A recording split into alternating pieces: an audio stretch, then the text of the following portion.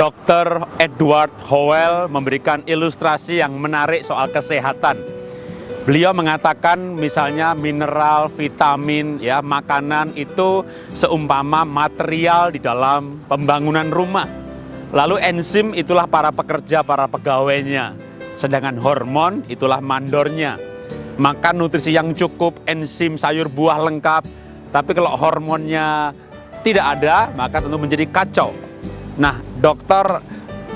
Leiberg itu mengatakan hormon ini ada hormon positif, hormon negatif. Hormon negatif ini seumpama preman pengganggu. Jadi misalnya ketika seseorang itu marah atau stres, maka supaya tetap hidup maka ada hormon anti stres. Jadi kalau orang marah atau stres, tubuh ini memproduksi hormon kortisol yang sebenarnya anti stres. Tapi kalau kortisol ini diproduksi berlebihan, maka kortisol ini akan menekan insulin. Itulah sebabnya orang kalau stres maka kadar gulanya bisa naik.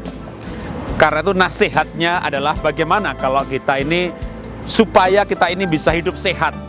Maka selain makan nutrisi yang banyak, enzim yang lengkap, maka kendalikan emosi Anda. Kalau Anda emosi, stres, marah berlebihan, maka tetap saja kesehatan akan terganggu. Karena itu orang bijak berkata, serahkanlah segala kekhawatiranmu kepada Tuhan dan biarkanlah Ia bertindak. Karena itu mari kita belajar untuk bersyukur senantiasa, bersukacita dalam segala hal, dan mengendalikan emosi. Orang bijak juga berkata, orang yang sabar itu melebihi pahlawan yang menguasai kota. Karena itu mari kita hidup sehat dengan menguasai emosi kita. Berbicara kesehatan, saya tertarik dengan pernyataan Dr. Edward Howell. Beliau mengatakan begini, dalam ilustrasi seperti membangun rumah, maka nutrisi itu materialnya, para pegawai itu enzimnya, tapi mandor itulah hormon. Jadi kalau nggak ada mandor, tentu pekerjaan akan menjadi kacau. Lalu ada pernyataan dari dokter lain, jadi misalnya kalau orang itu kecewa atau kepahitan, ternyata hormon yang diproduksi ini adalah hormon yang namanya epinefrin. Itulah orang kalau punya kekecewaan yang berlebihan, kepahitan yang mendalam, maka tubuh ini memproduksi hormon negatif atau racun yang namanya epinefrin. Makanya saya membaca bukunya Dr. Tan Sut Yen. Judulnya menarik sekali, Saya Memilih Sehat dan Sembuh. Dan diajarkan dalam buku itu relasi antara jiwa atau perasaan dengan kesehatan.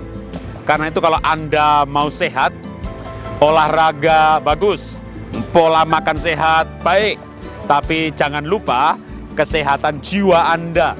Buang segala kekecewaan, buang segala kepahitan, belajarlah untuk melepaskan pengampunan, mensyukuri apa yang terjadi, jangan menangisi apa yang hilang, tapi nikmati apa yang masih ada.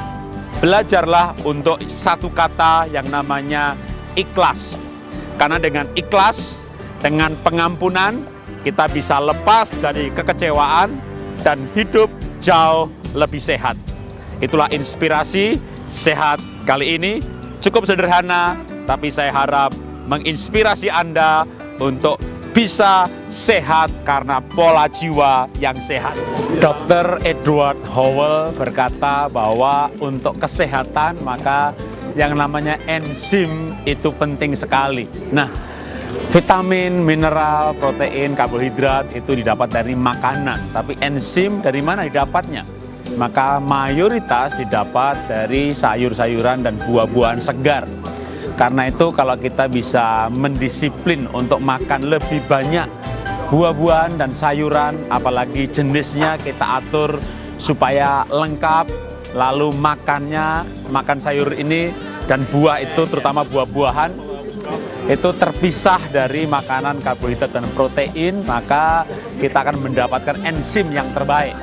Bahkan dokter bisa menjamin kalau kita itu makan sayur dan buah secara lengkap setiap hari, maka sesungguhnya kita tidak pernah akan datang ke rumah sakit.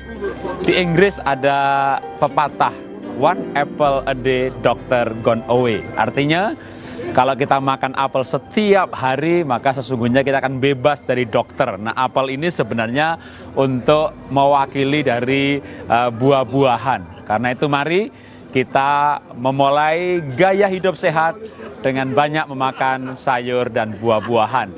Itulah tips dari saya. Salam dahsyat luar biasa.